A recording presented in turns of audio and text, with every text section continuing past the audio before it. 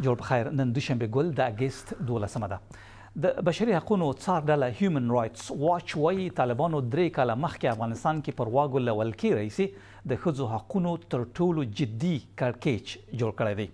د حقوقو دغه امریکا میشته ټولنه وايي طالبانو د ښځو خوځښت ازادي ځپلې، له شپږم ټولګي پورته نجونې زده کړو ته نه پرېږدي، د دندو له ډېرو بڼو یې منع کړي دي، د هغو ښځو او نجونو ساتنې جوړښتونه هم لنډ کړي چې د جنسیت پر بنسټ له تاوتریخوالي کړي، روغتیا پالنې ته لاسرسي کې پر وړاندې خنډونه جوړ کړي او پارکونو ته یې له تلو منع کړي دي.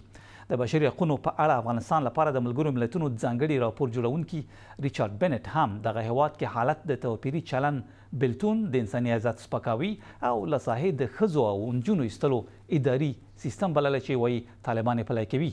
خو پخپله د طالبانو بهرنیو چارو وزیر وایي افغانستان کې د ښځو پر زده کړو د بندیز کوم فرمان نشته. امیر خان متقي دا نه ویل چې ولې نجونې ثانوي ښوونځیو او دغه راز پوهنتون کې زده کړې نشي کولی. طالبانو د بهرنیو چارو وزیر له BBC سره ځانګړې مرکه کې دا کړې چې د رسمیت پیژندنې چاره پړاو په پړاو پر مخ ځي. خو امیر خان متقي دا نه منله چې ګواکې له ښځو سره د دوی چلند د دې لامل دی چې نړۍ یې په رسمیت نه پیژني. دا اوس له افغان پلازمینې کابله اسماعیل سعادت را سره ملګری شوی دی. سعادت صاحب خبرونه ته سلام شي. د طالبانو بهرنیو چارو وزیر ښایي ډیپلوماتیکه ژبه کارولې وي چې تاسو ورسره خبرې کړې. دلته کابل کې نور طالبان په نارسمي خبرو کې څه وایي چې ولې حکومت 3 کاله وروسته هم لا په رسمیت نه دی پیژندل شوی؟ کله چې له نړۍ سره د اړیکو او مناسباتو خبره کیږي، تاسې دلته د طالبانو په منځ کې د لږ تر لږه د دوه ډولو نظرونو ته متوجه کیږي. یو هغوی دي چې نړۍ یا لیدلې ده او یا هم د نړۍ په هغه رمز و راز سره بلد دي او له نړۍ سره د راشدر شي او مناسباتو پر اهمیت پوهیږي. هغوی که څه هم په ځینو مواردو کې له نړیوالو دا ګیله لري چې له دوی سره هغه کډې ژمنې نه دي پلي کړي او په یو ډول له دوی سره نامنصفانه چلند کوي. خو په عین وخت کې په خبرو کې که په مخامخ توګه نه وي، په غیر مستقیمه توګه دا څرګندوي چې د دوی په کور دننه د دوی ځینې کړنې او تګلارې د دې سبب شوي دي چې له نړۍ سره د دوی اړیکې سم نشي او د دوی د حکومت د په رسمیت پیژندل کېدو مخې نیولې ده. او بله هغه ډله ده چې هغوی د تیرو څو لسیزو جګړو ته په پام سره د نړۍ په اړه یو څه بې باوره دي. هغوی داسې فکر کوي چې نړۍ له دوی سره دښمني کوي، که دوی هر څه وکړي نړیوال به دوی ونه مني. خو د طالبانو د حکومت د بهرنیو چارو وزیر وایي چې له نړۍ سره د مناسباتو او اړیکو په جوړولو کې پرمختګونه شوي دي، راشدر شپراخه شوې ده او دا په دې توګه دا دې ته لاره وروي چې قرار د دوی د حکومت د په رسمیت پیژندل کېدو پر لور پرمختګ وشي. له هغه سره ما په ځانګړې مرکه کې لومړی همدا پوښتنه وکړه چې ولې په د تیرو 3 کلونو کې دوی ونه شو کولی چې نړۍ ته قناعت ورکړي چې د دوی حکومت د افغانستان د مشروع حکومت په توګه په رسمیت وپیژني. ګوره د رسمیت خپل پړاوونه لري. د تا ډیپلومات منل دا هم یو رسمیت ده. د تا سره هیئت منل، د هیئت تر راتګ دا هم یو قدم ده د رسمیت په لور. د تا ویزه او پاسپورت منل دا هم یو قدم ده د رسمیت په لور. او حتی بالاخره قراردادونه کول، سرمایه گذاري کول، پروژې شروع کول، دا ټول هغه سلسلې دي چې موږ قدم په قدم مخته روان یو. یو د رسمیت پیژندلو اعلان ده چې هغه یوه سیاسي موضوع ده، هغه به په هیوادونو پورې اړه لري. خو هغه څه چې له رسمیت نه حاصل ده او لاسته راځي په هغه سلسله کې کافي پرمختګ شوی ده. خو په ډیرو مجالسو کې موږ وینو چې د ستاسو د حکومت له استازو سره له تاسو سره هغه په پوره ډیپلوماټیک عرف چلن نه کیږي. مثلا په مجلسونو کې ستاسو بیرغ نه پرېښودل کیږي چې وځړول شي کنه. حتما به مثلا ستاسو ډیپلوماتان دا غوښتنه کوي چې دلته چې رسمي مجلس ته زموږ د دولت زموږ د حکومت دولت بیرغ باید ووځي. کله چې تاسو دا غوښتنه کوي دوی څه وایي چې ولې موږ نه پرېږدو دا بیرغ؟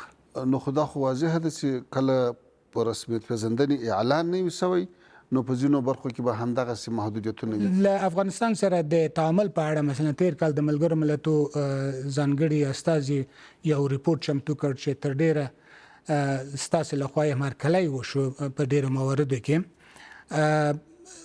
په دغه ریپورت کې یا په دې ارزونه کې له دواړو غاړو نه هم د افغانستان د اوسني حکومت نه او هم له نړیوالې ټولنې نه مشخصې غوښتنې شوې وي چې هغه باید ترسره کړي چې ورو ورو په نړیواله ټولنه کې د افغانستان د ورګډېدو لپاره زمینه برابر شي. په دې لړ کې تاسو مثلا کوم مشخص ګامونه تر اوسه اخیستي دي؟ هغه راپور یو پراخ راپور مختلفې برخې درلودې. له ډېرو برخو سره موږ توافق وکړو. یوه برخه چې د خاص استازي ټاکنه وه، په هغې کې د موږ استدلال دا و چې په تېرو حتی 40 کلو کې چې کله هم خاص استازي دلته کار پیل کړی د کومه مثبته نتیجه یې نه ده ورکړې. که هغه د کمونیستي رژیم د ړنګېدو په وخت کې د بېننسیوان ماموریت و، کله هغه نه وروسته د مجاهدینو د حکومت په وخت کې د محمود مستري ماموریت و، کله هغه نه وروسته د امارت په تېره دوره کې د فرانسس کویندرل ماموریت و. نو له هر نه وروسته به یو خونریزي رامنځته شوه، یوه ګډوډي به رامنځته شوه. بیا که د لخدار ابراهیمي ماموریت و چې بیا د بن غونډه جوړه کړه و، هغه اداره یې رامنځته کړه چې بیا 20 کاله د جنګ باعث شوه. نو افغانان په مجموع کې ښه خاطره نه ځینې لري. بل دا داسې که خاص استازی به پخوا دې ته ټاکل کېدو چې په افغانستان کې مختلفې واکمنۍ وي، یوه ورځ به مزار ته تو، یوه ورځ به هرات ته تو، یوه ورځ به کندهار و، ننګرهار و، کابل و، بل ولایت ته تو. نو اوس خو د هغه ضرورت هم نشته، جنګ هم نشته.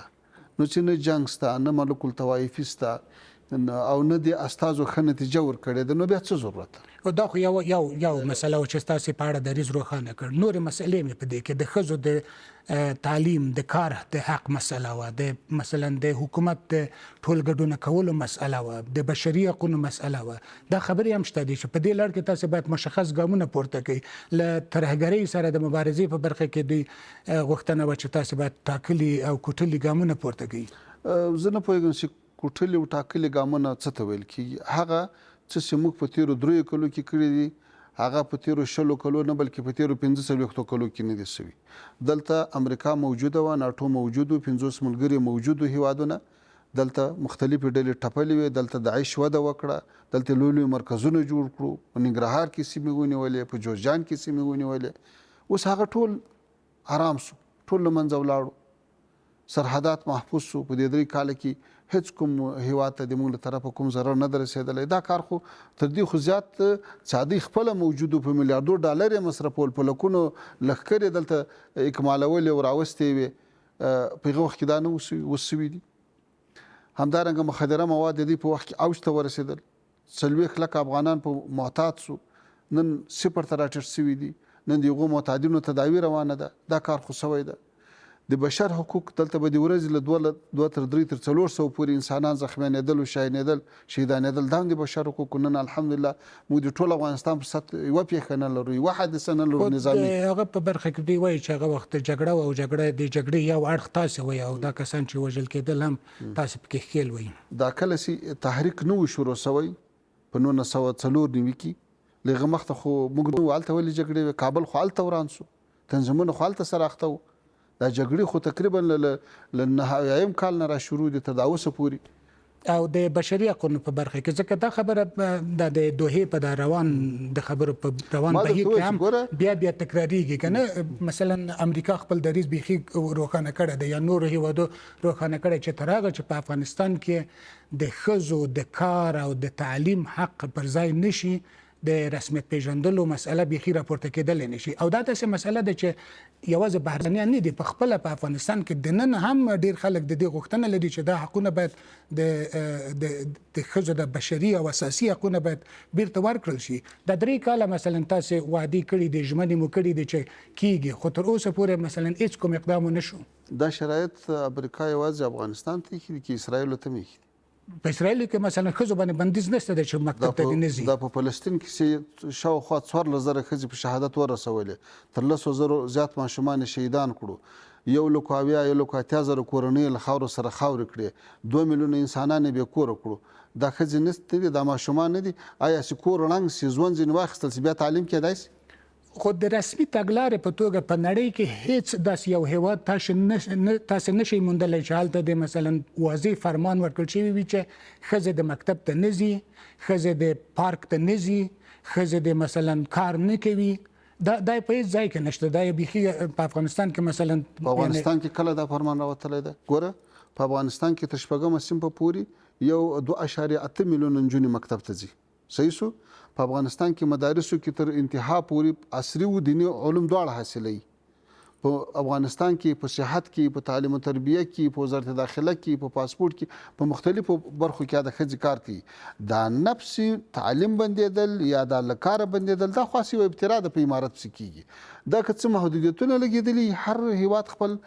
داخلي مشکلات لري نزاکتونه لري ستونزې لري دلته 45 کاله جګړه تېره سوې ده دلته به د خلکو وحدت ساتي د خلکو نظریات په ساتي د خلک به له پارېدنې نه راګرځي نو که په یو برخه کې محدودیت راغلی دا ولې خلک په بندش باندې تعبیروي طالبان د بهرنی چارو وزیر امیر خان متقي و چې کابل کې زموږ د همکار اسماعیل سادات سره خبرې کولې د مرکې د همدې مرکې اوږده بڼه کولی شي د BBC پښتو پر فیسبوک او دغه راز د BBC پښتو پر یوټیوب باندې بیا وګورئ نو ورتلی شي